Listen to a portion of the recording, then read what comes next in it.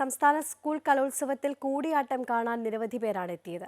ഓരോ ടീമും മാറി മാറി അരങ്ങ് തകർക്കുമ്പോൾ വേദിയിൽ ഒരാൾക്ക് മാത്രം പരിഭവമായിരുന്നു.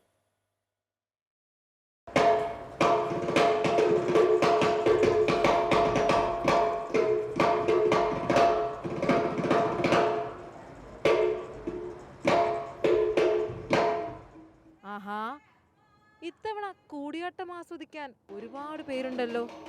അല്ല, ഈ കുഞ്ഞുങ്ങളുടെ പ്രകടനം കണ്ടാൽ ആരാ ലയിക്കാത്തത്?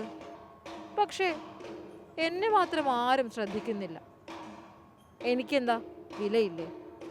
ഈ കുട്ടികൾ ഇങ്ങനെ കടുകട്ടി വാക്കുകൾ ചൊല്ലുമ്പോൾ ഞാനാണ് അതിന് താളവും ലയവും ഉണ്ടാക്കുന്നത്. ഞാനാണ് ഇവിടുത്തെ താരം. അല്ല, എന്നെ മനസ്സിലായില്ലേ? മുന്നോട്ടൊന്നും നോക്കണ്ട, ഞാൻ പിന്നിലാണ്. ഞാനാണ് മിഴാവ്.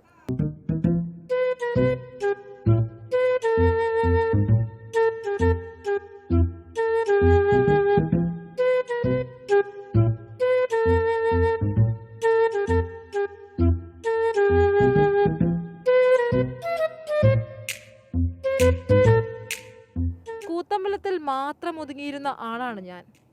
എന്ന് ചാക്യാർ കൂത്തും കൂടിയാട്ടവും കലോത്സവ വേദികളിൽ എത്തിയോ അന്ന് മുതൽ ഞാനും പുറം ലോകത്തെത്തി. എന്നിൽ താളം പിടിക്കുന്ന ആശാൻ പറയും എൻ്റെ ഇപ്പോഴത്തെ അവസ്ഥ. പിന്നണിയിൽ ഉണ്ടായിരുന്ന വാദ്യം എന്നുള്ളത് മാറി മുന്നണിയിലേക്ക് വന്നുകൊണ്ടിരിക്കുകയാണ് ഇപ്പോൾ ഒരുവിധം. അതുപോലെ തന്നെ പലതരത്തിലുള്ള ഫ്യൂഷനുകളിലും മറ്റും എല്ലാം മിഴാവ് ഉപയോഗിച്ചു വരുന്നുണ്ട്. ഇനി ഞാൻ എൻ്റെ രൂപത്തെക്കുറിച്ചൊന്ന് പറഞ്ഞു തരാം. ചെമ്പുകൊണ്ടാണേ എന്നെ നിർമ്മിക്കുന്നത്. എന്നെ നിങ്ങൾക്ക് അണ്ഡാകൃതിയിലും ഗോളാകൃതിയിലും കാണാനാകും. എന്നിൽ ഉപയോഗിക്കുന്ന തോല് പശുക്കുട്ടിയുടേതാണ്. ഞാൻ ഒരു ഇടത്തരം മിഴാവാണ്. വലിപ്പത്തിൽ ചെറുതായത് കൊണ്ട് തന്നെ എന്നെയാണ് ഇങ്ങനെ ഓരോ പരിപാടിക്ക് കൊണ്ടുപോവുക. എനിക്കൊരു ചേട്ടനുണ്ട്, അവനെ മിഴാവണ എന്നാ വിളിക്കുക.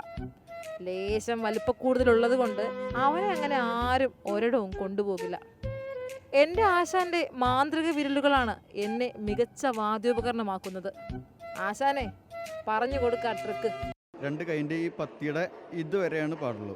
4 വിരലും പിന്നെ ഈ കൈൻ്റെ ഇതുവരെ മാത്രമാണ് കൊള്ളുള്ളൂ. മിഴാവിൽ ഉപയോഗിക്കാൻ പാടുള്ളൂ ഇതുവരെ. അതിൻ്റെ അപ്പുറത്തേക്ക് 2 കൈയിലും അതെ. അതിൻ്റെ അതുപോലെ 4 വിരലും കൂട്ടി പിടിച്ചിട്ടാണ് വായിക്കുക. കണ്ടോ, ഇപ്പം മനസ്സിലായില്ലേ? ഞാനല്ലേ ഈ കൂട്ടത്തിലെ സ്റ്റാർ. നമ്മളെയൊക്കെ ആരെ ശ്രദ്ധിക്കാനാ? കണ്ടില്ലേ, മത്സരം എല്ലാം കഴിഞ്ഞത് ഞാൻ മാത്രമായി വേദിയിൽ. എന്നെ ഓർത്ത ഐശ്വര്യയ്ക്കും എൻ്റെ സൗന്ദര്യം ക്യാമറയിൽ പകർത്തിയ ബിജു മുരളീധരനുമൊപ്പം മിഴാവ്.